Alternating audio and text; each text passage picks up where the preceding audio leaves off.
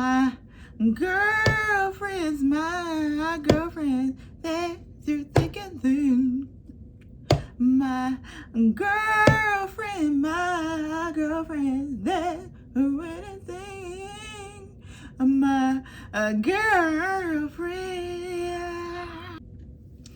Hi, you guys. It is your girl, Pretty Girl Peeps, here with some relatable content from your favorite Pretty Girl Peeps. So today's video is a long-awaited video. If you know me, you follow me, you know I watch Girlfriends like every couple of years. I watch it from front to back all over again. So I decided to do that again a couple of months ago, and I just finished from seasons 1 all the way to seasons 8. So today's video is going to be just kind of like a quick recap of what I felt about the series in general, how I felt about their friendships, their characters, everything like that, which character I feel like I most identify with.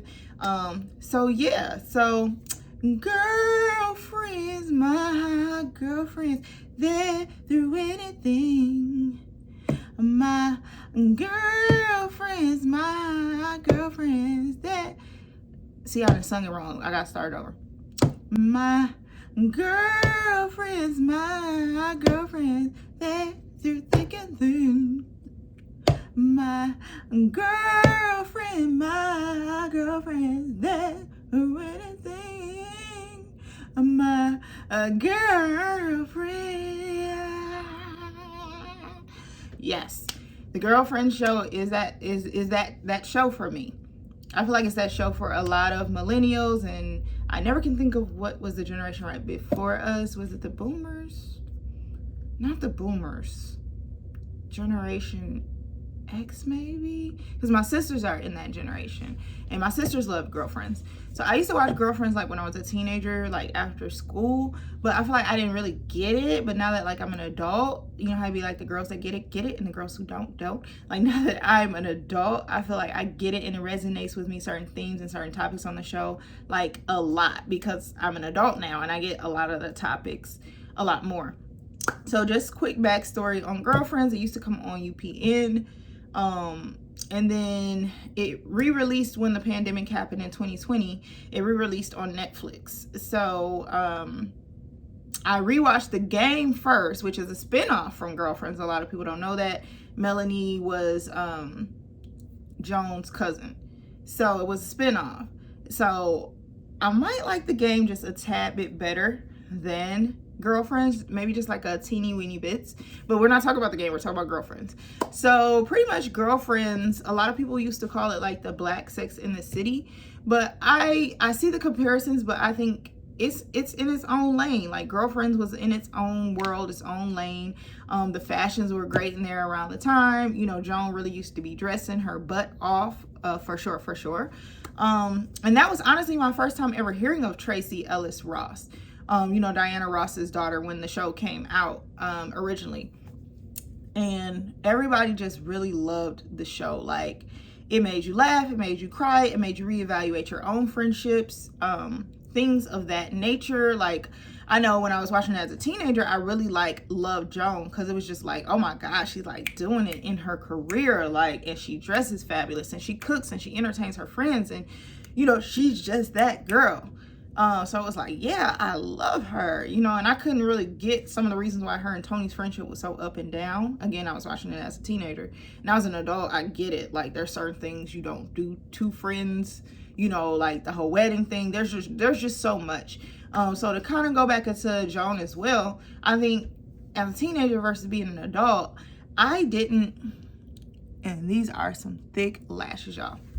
So I think I didn't necessarily notice how man crazy Joan was when I was a teenager, but then watching it as an adult, I was like a little cringy, just a little bit. But she still was that babe, still that boss chick, you know, throughout the show. And she was a really good friend outside of, you know, some of her and Toni's incidents, like in the later seasons when she didn't show up for Toni, you know, at the court case. But other than that, you gotta give Joan credit. She was a really good friend. She used to let Lynn live with her. Maya worked for her. Maya used to get off on a lot of stuff. Maya used to go get her hair done during work, stuff like that. Stuff that normally with a boss relationship typically wouldn't really be considered as cool. So to me, she was kind of like the mom of the group, kind of the glue that held the group together, and kind of the person you went to for advice, the person you went to see if what you were doing was right or wrong. That's kind of how I would take the Joan character. Next, I would probably talk about the most talked about character, which is Toni Childs. Toni is just that girl, that character. Like, when people talk about main character energy, I feel like that's Toni Childs to a T. She's vibrant, bougie. I feel like she had her good friend moments, but then she also had a lot of bad friend moments, like her calling Maya's son Jaboki, Jabaraku, just all kind of crazy stuff. Like, she never would call Maya's son Jabari. So that was crazy, but it was super funny at the same time. But it's kind of one of those things that made her not the best of the friend. On top of other stuff, like her dating Jones dude, like in the first season. Like, no. And it was fresh. Like, what are you doing, Toni? But Toni came from a crazy dynamic with her alcoholic mom. She had all those siblings. She grew up a country girl and she was not settling for less. Her fashion used to be on point too. I remember when she met Todd, and that whole relationship is one of those like train wreck things that you see but you can't quite stop, because you kind of tell they really weren't necessarily meant for each other. It just kind of happened in a sense.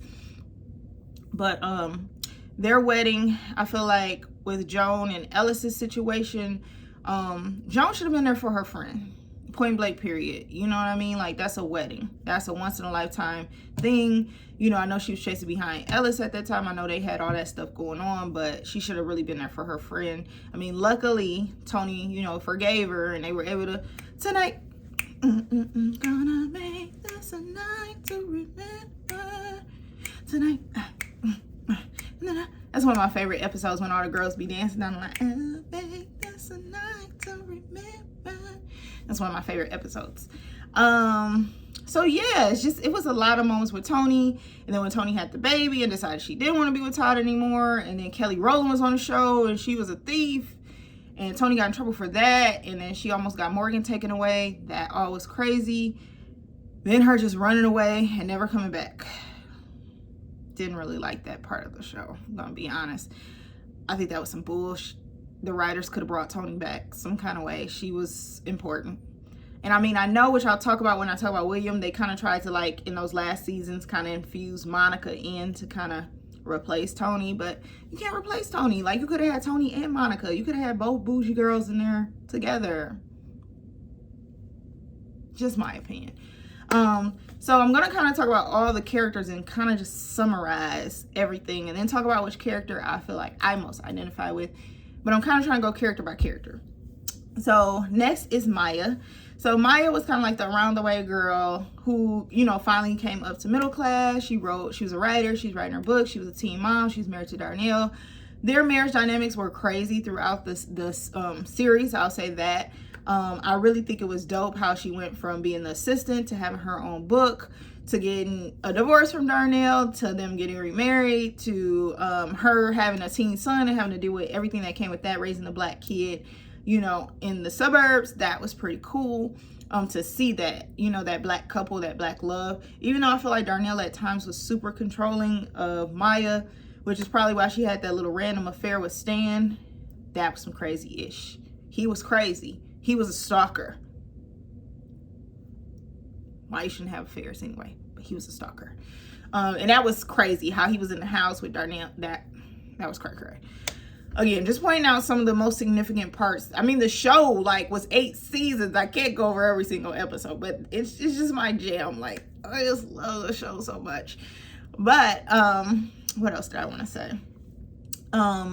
I really liked, I can't remember, I think it was around the time of the wedding, when Joan was trying to take over Maya's wedding, and Maya set her straight, like, no, I don't care if you think my wedding is ghetto. I'm having the wedding I want to have. That's what's gonna happen, and you and nobody else will have to stop me from having this wedding that I want to have. Whether you think it's ghetto or not, I don't care.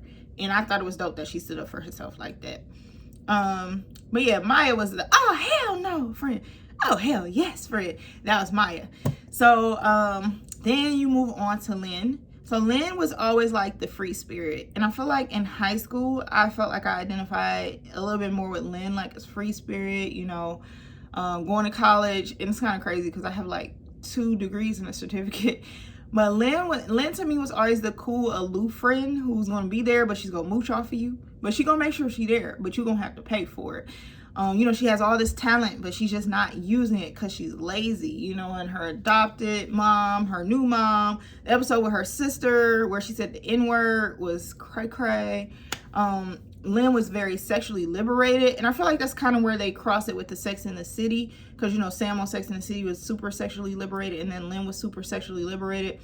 Lynn had her share of men on the show. I think versus Joan, hers was more like, it is what it is. And she even had a girl fiance at some point. Lynn was just like across the board. And I really wish they would have explored Lynn's character a little bit more than just making her like a mooch or just like, you know, the sidebar character. I feel like she had a lot of potential. But yeah, I was glad when her music career and everything started taking off. So then a character I feel like most people forget about, but he damn sure is important, is William. And you know what's crazy? They say Moneybagg Yo look like William, and he does. My name is William, and these are my girlfriends. Ain't that what Moneybagg say? I'm William and my girlfriends. Something like that he say. But William is like the comic relief on the show. Like, he's one of those characters who's like super funny, super aloof. And I'll say, let me just say this. What have you said? Let me just say this. I hated that the writers tried to make him and Joan a thing. It was like they had such a perfect friendship. It's like, why ruin that and try to make them date each other? Like, maybe I'm the only one. I hated that they tried to make them date. It's like the worst part of the show. They never should have messed with that. But, you know, William's relationships with like Yvonne and Monica were like so crazy. I had forgotten until I rewatched it this last time that he said all that crazy stuff about Monica at their wedding. Like, what the hell, William? And it was kind of cool, I will say, how him and Darnell eventually like forged the actual like friendship and realized that they actually were like cool, and Darnell became his best man. But I always thought he was just kind of like a big brother figure to the girls. When Maya worked for him, I definitely think Maya tried to get over on him the same way that she did with Joan, and William was not having that. It was like, no, you need to work, you need to do what you need to do. We not about to play those games. And I think it was cool that William like really pulled himself up along the ladder. There were a couple of episodes where I feel like he should have had Joan's back more at work, especially like, what's the guy, Sweetelson? Whatever, he should have had his back a little bit more. But that's just my opinion. So overall, those are like brief synopsis of the characters. I feel like you can't really break them all the way down like in a 20-minute video. You can't. But it's definitely one of my favorite shows. A lot of depth, a lot of topics were discussed, miscarriages. On the last season, I thought they did the last season pretty bad. Joan had finally found the dude who loved her. They got the house, she got engaged, and then he went off to Iraq. Like, come on now. That's how y'all had to write the story? Damn. But yeah, so I just feel like they discussed a lot of topics, you know, and then it was dope near the later season when Joan opened the J spot, and you know, she had her own business. She had quit being a lawyer. She realized that wasn't fulfilling to her, and that's one thing I liked about Joan's character. I think even though, like I said, she was a little man crazy, I think it was more so just because Joan knew exactly what she wanted in the path for her life. That's one thing. Say what you want about Joan, she knew exactly what she wanted when she wanted it, and she was gonna go get it. Whether it was a restaurant, a man, her law degree, whatever. She was about her business in that aspect, and I respected that about her. I mean, same with Toni Childs, but Toni Childs was more so, you know, I don't care about no purpose. I cares about the dollars. That was Toni Childs. I cares about the dollars, you know. And Toni was very selfish in certain ways, but I think deep down inside she was caring. Deep down inside, and I think she genuinely loved those ladies. But you know, like she talked about in therapy, like if you've never really learned how to love and you never really seen it the way that you want to see it, it's hard. You know, even her getting into it with her sister, you could tell she had like a lot of deep trauma and a lot of issues. And that's not me taking up for Toni, even though she is one of my favorite characters, but just something to be thought of. Now, in regards of what character I probably feel like I most identify with, I would probably say more Maya. But like my best friend, she says, and most people say I'm like a mix of Toni and Joan. Or Maya and Joan. So I mean, I guess I could see both of those. I can, you know, want the finer things that I want in life. I'm not like bougie as Toni, but if it's something I want, I'm gonna get it, you know what I mean? And then Joan, she's very ambitious, very headstrong, so I could see that comparison. And then Maya, she just that girl, but she's still that girl from the hood and will tell you how it go. And I feel like all of those describe me. And it's crazy because I just totally don't see any Lynn in me now. Like, it's crazy. When I was a teenager, I was like, oh yeah, I'm Lynn, you know, hippie, doo-doo-doo. No, not even a little bit. But I definitely think it's one of those shows, they deserved a movie. We deserve to know what happened. Did Aaron ever come back from Iraq? Did Toni ever come back to the show? What happened with Monica and William's baby? You know, what happened with Maya and Darnell? Did they wind up adopting a baby? You know, what happened with Lynn's career? It's so many like loose, and I think it was because there was a writer's strike, the show stopped. I think Kelsey Grammer wasn't paying people or something like that. Don't quote me. Don't come for me if that's not what it was. But it's just such a great show. And just seeing Black women in a friendship together, the highs and the lows of friendship, and seeing it on screen, and seeing these Black women be beautiful Black women, well-dressed Black women, articulate Black women. It's like chef's kiss. Just chef's kiss. Like, I don't really know what compares to it. You know, like, and like maybe one day I'll do a game review, because the game is like my favorite show. But I feel like girlfriends walked so the game could run. And somebody's gonna be mad at me for saying that. Somebody's gonna come for me in the comments. I'm here for it. Come. Let's get it on. But I mean, it's just a feel-good show. You know, I feel like since Living Single, there really hadn't been anything like that for Black women. You know, specifically to look up on the screen and say, hey, we got some representation. We got some women who have careers, some women who have love lives, some women who are dating, showing what dating looks like, online dating, regular dating, trying to meet somebody at the club. You know, when Maya and Darnell were divorced, she was dating that baseball player, or was it basketball? One of the two. Like, kind of showing the highs, the lows of being separated, co-parenting. Like, it was a lot in one show to unpack. But I feel like those were things that our people needed to see. So again, I just love the show. I feel like I probably won't be able to watch it again this year, maybe not next year, but maybe the year after. Kind of got to give it a little time. Can't just rewatch it just right away. But yeah, it's one of my favorite shows. Hopefully it's one of your favorite shows too, since you're watching the video. Let me know what you think in the comments. Again, this is just a brief synopsis. I could talk about Girlfriends all day.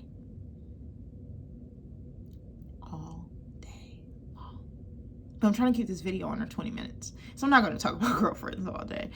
But I definitely think we need something like that. I think the closest thing this generation has got to Girlfriends, and don't fight me, because I know how you girls like to tussle, but it's maybe like an Insecure. It's like the closest thing I can think of, which is still not touching Girlfriends, but that's probably like the closest. And I mean, I know people like the new show Harlem, and don't tussle with me on that either, but I can't get into that. But yeah, I'd probably say Insecure is probably the closest thing this generation has to Girlfriends. You know, the female dynamics, the dating, the sex, things like that. Probably would say Insecure. Now, if you think of anything else, let me know in the comments. But I thank you for watching. Be sure to like, subscribe, and comment below. Tell me which character you identify with. Tell me what was one of your favorite things about the show. I feel like there were so many good like episodes. The Cinco de Mayo episode was super funny when he was dating Jill Scott. Yvonne was so cool when they had her on the cast. Yeah, and then one thing I want to speak on is I thought a good match for Joan would have been Davis, the restaurant owner. And I don't know why they never really explored that, or if he got off the show or what, but I always thought that would have been a really good, nice connection. And then I really liked Lynn with the poet guy who was celibate, but I just think that just wasn't gonna work. And then old dude did Toni Bolt. I got like 1 more minute on the clock. Let's talk about that real fast. What's his name? Greg, the artist guy? That was Bo. That was wrong. That was wrong. And here's why that was wrong. You don't do that at nobody's house because you're liable to get chopped up or shot or something. You don't do that at nobody's house. You're not about to be sleeping with some other girl at my house when I walk into my door of my home that I pay rent for.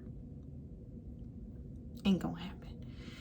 And then Joan, people feel like she told on her on purpose. I don't think she told on her on purpose. I don't. It was what do they call it? A Freudian slip? That's what I mean. There's just so much you could dissect in the show. But I just want to quickly come and talk about it because everybody's like, why do you keep watching Girlfriends? Oh, so okay, we need to go to 21 minutes because I feel like I really need to say this part. So the reason why I watch old shows like Girlfriends, The Game, things like that is because I suffer from anxiety. And it's been shown that people with anxiety watch shows that they're already familiar with because they bring a form of comfort because they've already seen it, so they know what's coming next. So it's a comfort for me to watch that, especially with everything that's going on with the world today, the pandemic, COVID, just life. They trying to change stuff to this virtual reality land, and I just want to watch Girlfriends, my girlfriends, my girlfriends. They do it. That's it. But yeah, I just want to throw that tidbit in. Again, be sure to like, subscribe, comment. Thank you for watching. Chime in, and I'm going to be reviewing some other shows that I've watched or some new shows that I'm watching. So be sure to subscribe so that you can see my viewpoints on different shows. Okay, bye-bye.